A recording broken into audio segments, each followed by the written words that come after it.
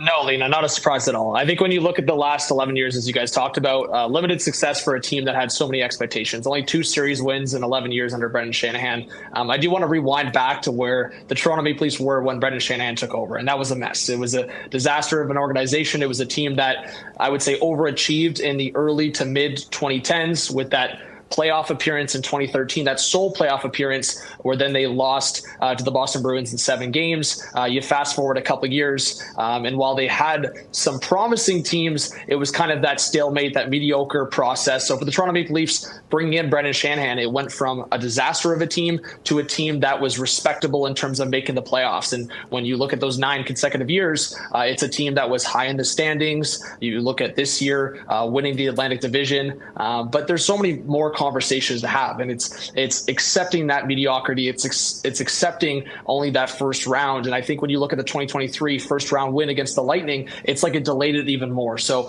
I think fans are tired of the excuses. They're tired of the limited expectations. They're tired of just making the playoffs and not doing anything at that point. So I think for Brendan Shanahan, you've got to give the respect for getting the organization back to a competitive level. But I think fans, after over a decade, want more than just that playoff appearance. Hey, JV, I want to get your reaction to this. Part of the statement by MLSE President and CEO Keith Pelly, quote, "A new voice was required to take the team to the next level in the years ahead." How does that balance with what Shanahan did right?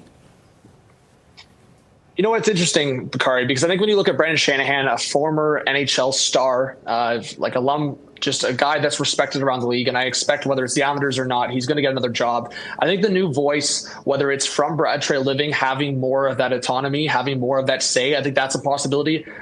Elliot Freeman and a lot of other insiders out there are already saying the expectation is that he should be back. Brad Treliving, I'm saying he should be back. So I think if that expectation's there, maybe it's Brad Treliving straight to CEO Keith Pelly, and there's a little bit more of that new conversation between Keith and Brad, guys that have not been in the organization for too long. So new perspective, new voice, and also just, like I said, a lot of people want to call the Toronto Maple Leafs current state the yacht club, the country club. I think it's a little bit of getting out of your comfort zone here, and it's making those tough moves. These guys don't have a much investment, and I would say that relationship and history that Brendan Shanahan has with these Leafs. Like Brendan Shanahan was here with the William Nylander draft, the Mitch Marner draft, the Austin Matthews draft when they got that first overall pick. And Brendan Shanahan played with William Nylander's dad, Michael Nylander, on the Rangers. So with all those relationships, Bakari, there's those connections and there's that investment from Brendan Shanahan. I think having the different voices that don't have as much investment in the core four, I think that's what Leaf fans are looking for.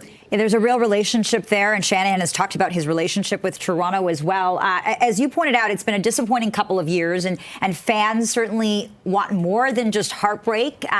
When it comes to making tough decisions, is this it for changes at the top, John, or do you see more coming? At the very top, Lena, I think this is the big one, right? Like, this is the president of the organization. I don't think at the top, in terms of Keith Pelly, he just joined the organization. I think for MLSE, the ownership, we saw the kind of transition in terms of Rogers and Bell and the sale. So a lot of that's already transpired. I think the rest of the changes, Lena, is just going to come to player personnel. And Mitch Marner is a pending unrestricted free agent. So in terms of the top, I mean, he's the top in terms of the players. There's been a lot of reports that the Leafs tried to sign him to a big contract during the season. He didn't want to negotiate then, and now he's going to be an unrestricted free agent as of July 1st. So they could still sign him, and maybe there's an opportunity to do so with Brendan Shanahan moving on. But I think there was a relationship there as well. So I think with Brendan Shanahan moving on, if anything, it's a sign of things to come in terms of movement on the player level. Austin Matthews has a no movement clause. William Nylander has a no movement clause. It might be Mitch Marner, Lena. Outside of that, I think a lot will kind of stay the same in terms of management, maybe different scouting personnel, but that would be about it. Is it too soon to talk Shanahan possible replacements or what's being floated?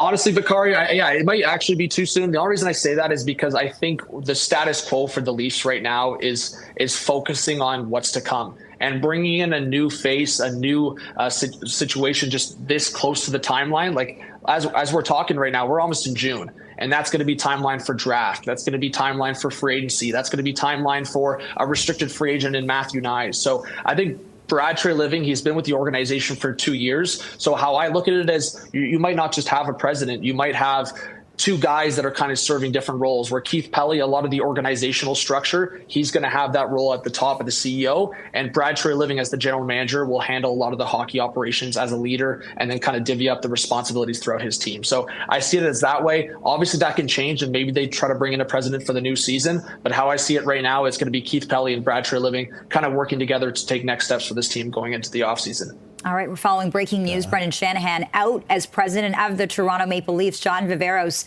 host of Hot Take Hockey, thanks so much for your reaction to this. Thanks a lot, JV. Thanks.